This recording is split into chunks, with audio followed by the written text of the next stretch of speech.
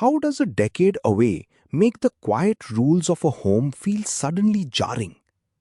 Rahul Fernandes returned to India after a decade in the US, expecting the standard frictions of traffic and bureaucracy. But in this piece published on 9 June 2026, the focus shifts to the quieter, more persistent indignities that define daily life.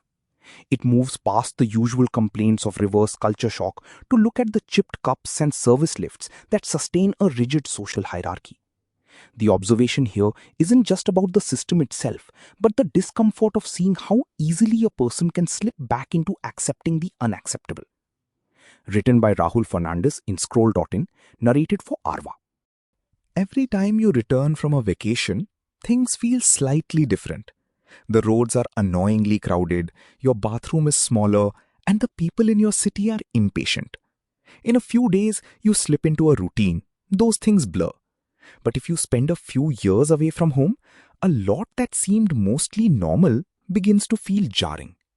After nearly a decade in the US, I returned to India with my family almost on this day last year. It was a well-planned move, with a lot of thought given to everything that matters. Picking the city closest to family, finding friends to reconnect with, getting the children acquainted with the language and grammar of India, and making carefully calibrated financial decisions. Readjusting means getting used to the kind of things you'll hear on Return to India subreddits and social media groups.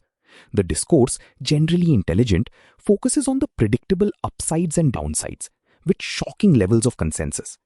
The main complaints center around quality of life, which means gripes about air and noise pollution, driving and navigating traffic, the state of bureaucracy and public infrastructure, the complexities of the school system, the lack of personal space, the quality of customer service, familial interference in everyday matters, the work culture, and the general trust deficit in everyone and everything. There's a term to describe this phase: reverse culture shock. These start off as mild irritants, but turn into severe pain points after the first few weeks of peak NRI romanticization. The initial months are about telling your old friends how nice it is to have access to family. It then shifts to extolling the virtues of 5-minute grocery deliveries and your plans to hire a chief of staff to manage your army of domestic workers. All of this without making a dent on your wallet.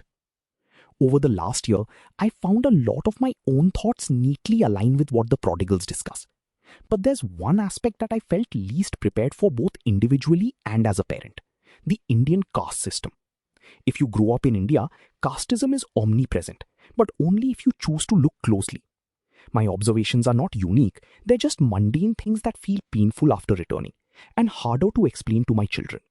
For example, when Sushila, our cook, asks for a different cup to drink tea, her expectation is to have a low-grade, old, chipped mug, not too different from the world where they still have separate taps and wells.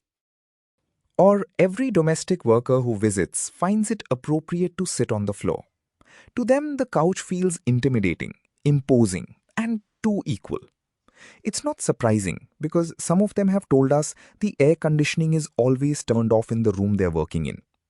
A few months back, while dusting our bookshelf, she came up to my wife holding our copy of Annihilation of Caste.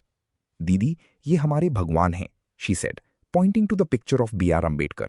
"Sister, he is our God." Sushila was recently docked a third of her salary by a neighbor because she missed work while tending to her daughter, who went from pillar to post in a government hospital before undergoing heart surgery. Without asking, we were offered pictures as evidence. Last Diwali, we were invited to a nightclub for a party organized by parents of an international school. The children were put through tacky games organized by a local MC. The adults enjoyed cocktails while taking turns to meet a tarot card reader. When it was dinner time, the MC announced, "Parents, the buffet is served. Please note, for your nannies, we have separate food boxes." Of course, it goes without saying the nannies had to first shovel food down the children's mouths before getting to their own meals. Then there's a building in South Mumbai we visit often. Every time we return late in the night, we walk down the stairs to show our children a sight that's both sickening and eye-opening. Men, employed as full-time live-in domestic workers, sleeping on the floor near the lift because it's convenient to have someone clean up after you, but too inconvenient to have them actually live in the same apartment. Thankfully, it's an old post-partition era building, and unlike the modern towers with service lifts, a clever name for a lift allocated for blue-collar workers so they're invisible to wealthy residents. For most of the day, it's crowded with delivery workers scrambling to make it on time after braving the elements. To be fair, not every example is reducible to caste alone. Class, money, and occupation matter too. But in India, these categories have overlapped for so long that separating them is often impossible. Returning to India does not allow me to stand outside the hierarchy. But the discomfort, and it's only a discomfort, comes from seeing this hierarchy play out so clearly. Amidst all this, here's my favorite anecdote from last year. On my daughter's birthday, as I was running an errand in my neighborhood, the plumber walked up and shook my hand.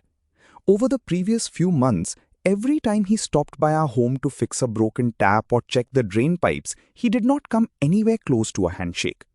This happened because he noticed what I was wearing, a very worn-out Ambedkar t-shirt that I bought on Amazon for $18 while living in the US. I didn't ask him, but he evidently assumed something. And for a fleeting moment, the invisible line that divided us felt a little lighter, almost as if it didn't exist. Rahul Fernandes divides his time between consulting and writing. He has spent more than 2 decades in media and technology, including at Google, Meta, and TikTok.